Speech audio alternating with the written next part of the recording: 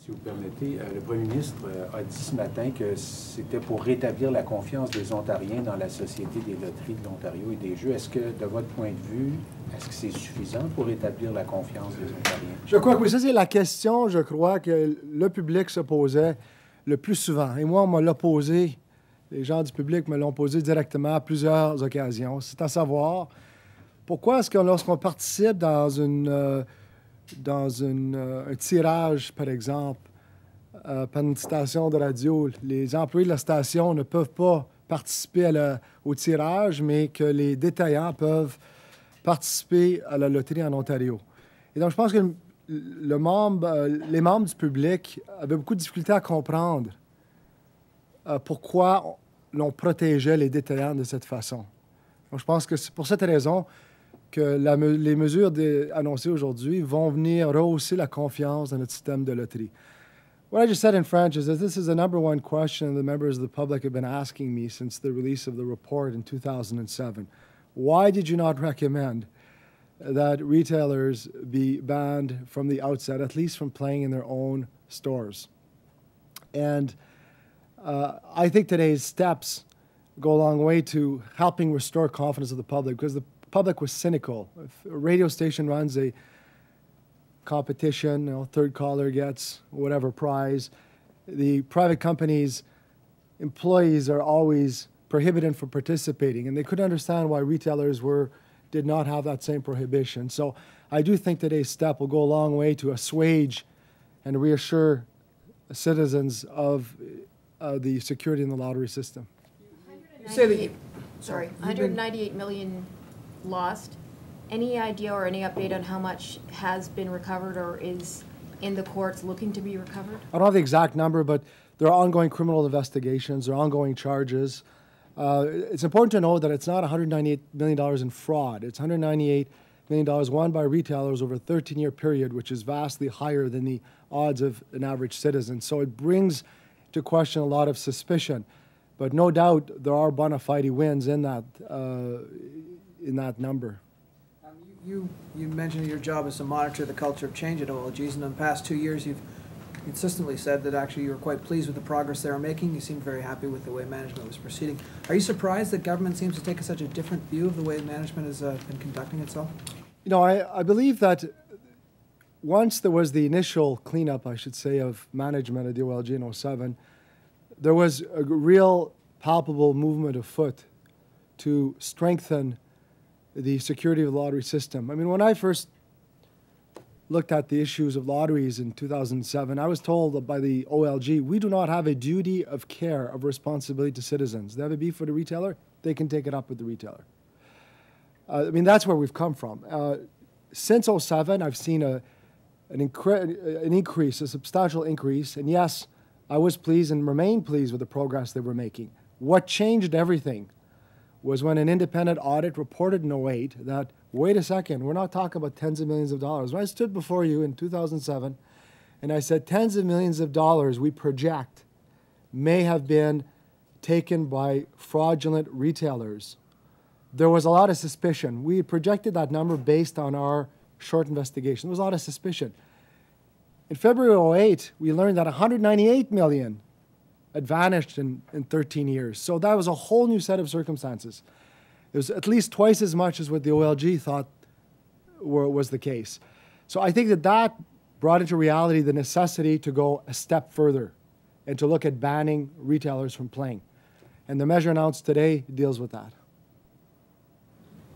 And we're not going away. I mean, we continue to monitor the OLG, and if necessary, we'll take another run at it. But I think that this today brings closure to the issue regarding retailers playing the lotteries.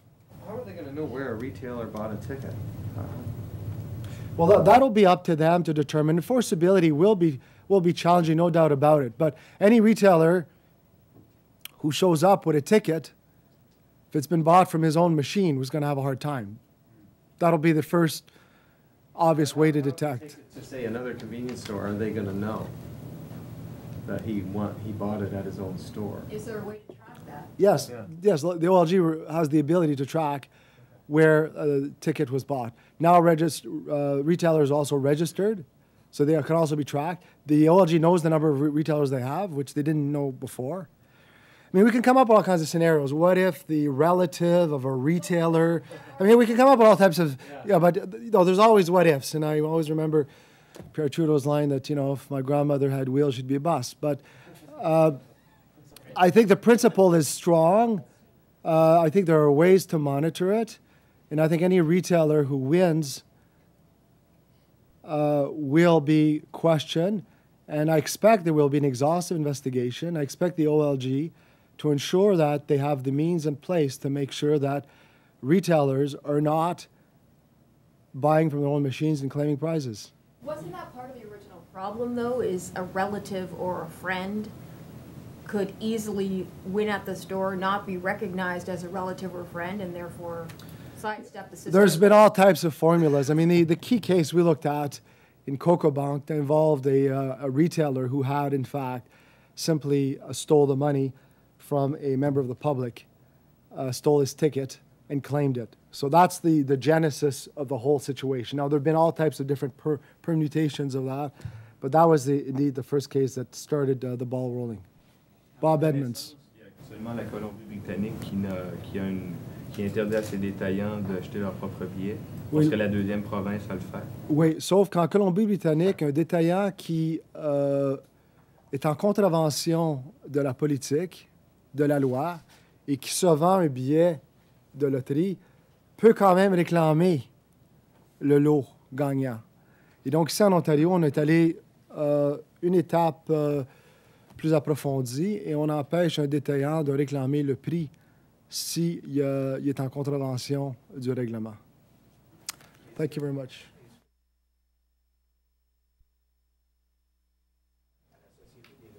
Justement, pour éviter qu'il y ait encore de la fraude, c'était quoi encore les recommandations que vous faisiez à des employés qui font le tour, là, des clients? Il y avait plusieurs recommandations, elles sont tous contenues dans notre rapport, mais essentiellement que les détaillants soient enregistrés, qu'il y ait des vérifications quant à leur casier judiciaire, qu'il y ait une indépendance des enquêtes vis-à-vis les détaillants lorsqu'il y a une allégation de fraude.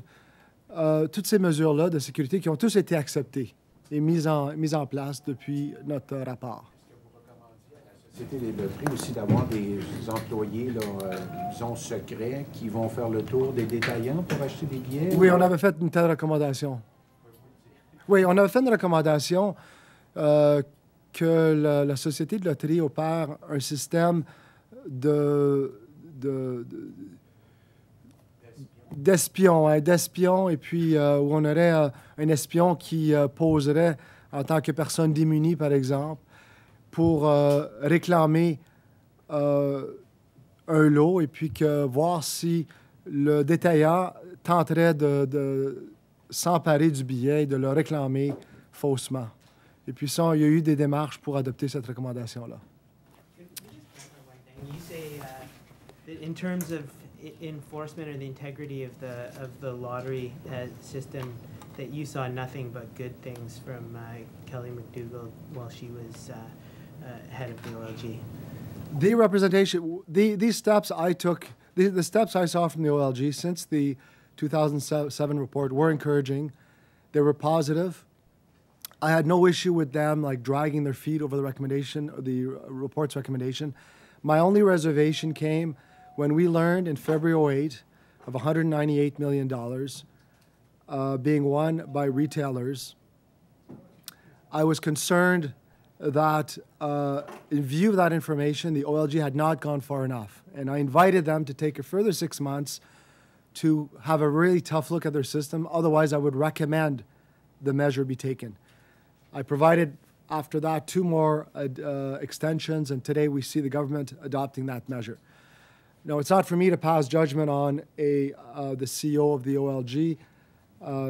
I passed judgment on the organization as a body. I was satisfied that it was taking the proper measures, but it required to do more as a result of new revelations in February 2008.